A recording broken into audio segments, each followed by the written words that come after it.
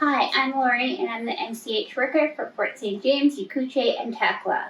And today I'm going to show you how to make cheesy chicken crunchers.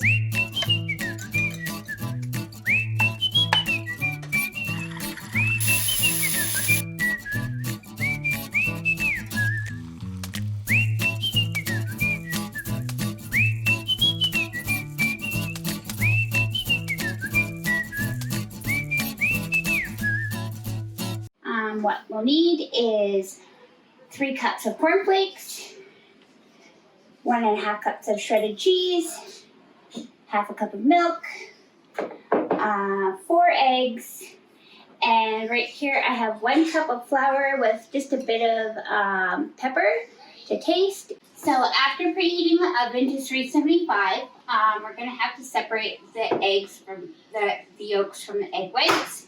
So what you do is you just crack the egg and kind of just move the yolk back and forth from one half of the shell to the other, letting all of the egg whites fall into the bowl. And then once it's separated, we can toss it. And then we add our milk to our egg whites here. And give that a bit of a mix. And then in 2 shallow dishes or bowls, or in a shallow dish or bowl, you can take your cornflakes and put them in there. Crush them up a bit. I'm sure your kids would love to help with this. Crush them into like a little bit finer than the flakes. And once you're done doing that, you can add your cheese to the cornflakes.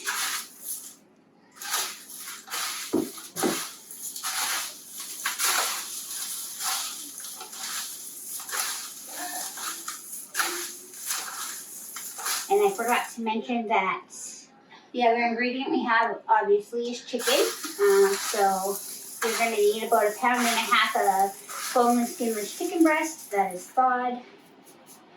There, so there's my cornflakes and cheese mixture. So I can just set that aside and then take my flour and then another shallow pan, just dump that in there. So once you have your flour and your cornflakes and cheese in their pans and the milk and eggs in another dish, you'll want to cut your chicken or your boneless, skinless chicken into strips. And once they are cut into strips, you can take them, put them in the flour. Make sure they're thawed first. And then into the milk and egg mixture. And then into the cornflakes. Roll it around in there. And then you can place it on a pan that either has tin foil or parchment paper covering it, or you can spray the pan first. This can be a little messy, so if you have kids that are old enough to do it, I would suggest getting them to do it because it gets a little bit gooey. So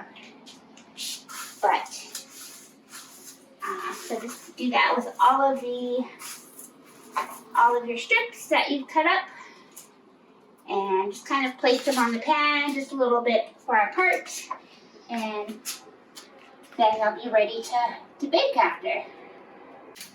So once you have all of your chicken strips battered and breaded and ready to go, just put them in your preheated oven, or your oven that we've preheated to 375, and let them bake for about 25 minutes or until it's cooked right through.